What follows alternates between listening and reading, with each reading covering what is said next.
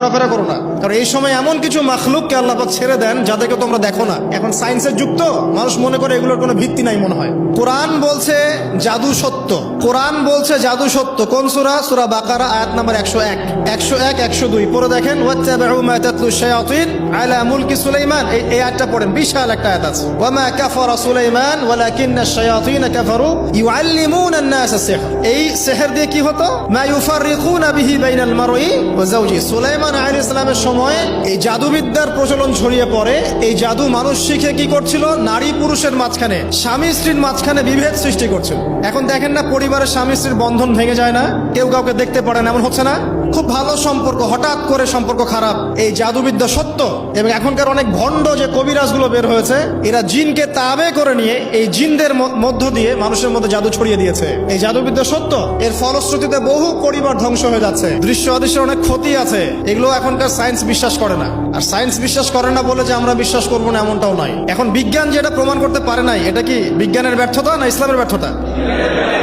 আল্লাহ রব্বুল আলামিন এবং তার রাসূল যা বলেছেন সেটাই চূড়ান্ত সত্য।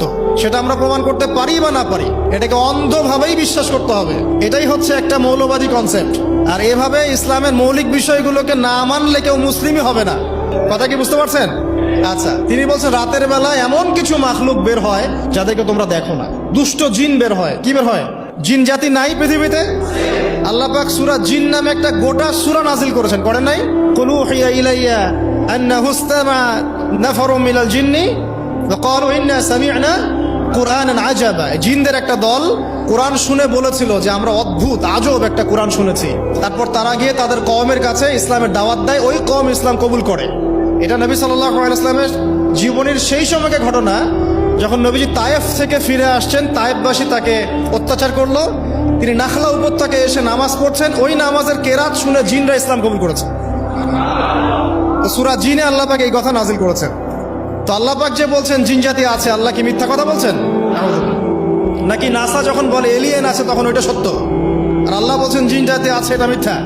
তা আমাদেরকে আবার নতুন করে মুসলমান হওয়া লাগবে এখন, না আমাদের কনসেপ্ট চেঞ্জ হয়ে গেছে আর কি। আবার দেখেন আল্লাহ পাক বলছেন সূরা জারিয়াতের 56 নম্বর আয়াতে, ওয়া মা খালাকতুল জিন্না ওয়াল ইনসা